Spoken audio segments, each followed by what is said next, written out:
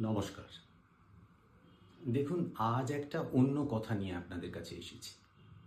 সেটা হলো, অল্প বিস্তর আপনাদের সকলেরই বাইসাইকেল বা মোটরসাইকেল চালানোর অভিজ্ঞতা আছে।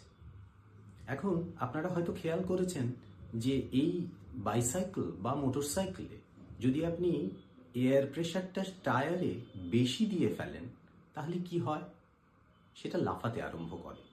আবার যদি একটু কম থাকে, তাহলে সেটা বেশি ভারাক্রান্ত লাগে এবং সেটাকে টানতে কষ্ট হয়।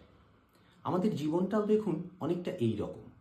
অর্থাৎ আপনার সেলফ বা ইগো বা যে ভয়ঙ্কর আমিটা আমাদের জ্ঞাত বা অজ্ঞাত সারে আমাদের মধ্যে সবসময় লুকিয়ে আছে, সেই আমিটাকে যদি আপনি বেশি হাওয়া দিয়ে ফেলেন, অর্থাৎ বেশি গুরুত্ব দিয়ে ফেলেন বা বেশি অপ্রয়োজনে গুরুত্বপূর্ণ বলে মনে করেন, তাহলে কিন্তু আপনার জীবনের স্মুথ রাইডটা এবং কমফর্টটাও নষ্ট হবে। সেই কারণেই দেখবেন যে সমস্ত মহামতি মানুষেরা, এই প্রসঙ্গে একটা মহাভারতের কথা বলা যায় যে বকরূপী ধর্মরাজ যুধিষ্ঠিরকে যেসব প্রশ্ন করেছিলেন, তার মধ্যে একটির উত্তরে যুধিষ্ঠির বলেছিলেন, আদর্শ জীবন মানে কি? আদর্শ জীবন হলো মহামতি মানুষেরা যে পথে গিয়েছেন সেই পথকেই আদর্শ করে নিয়ে বাঁচা।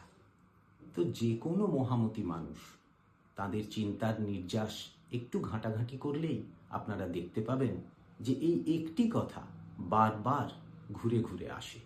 অর্থাৎ আমাদের ইগোকে অহেতুক ইনফ্লেট বা ডিফ্লেট না করা, বেশি হাওয়া বা কম হাওয়া না দেওয়া, কোথাও একটা ভারসাম্য বজায় রাখা।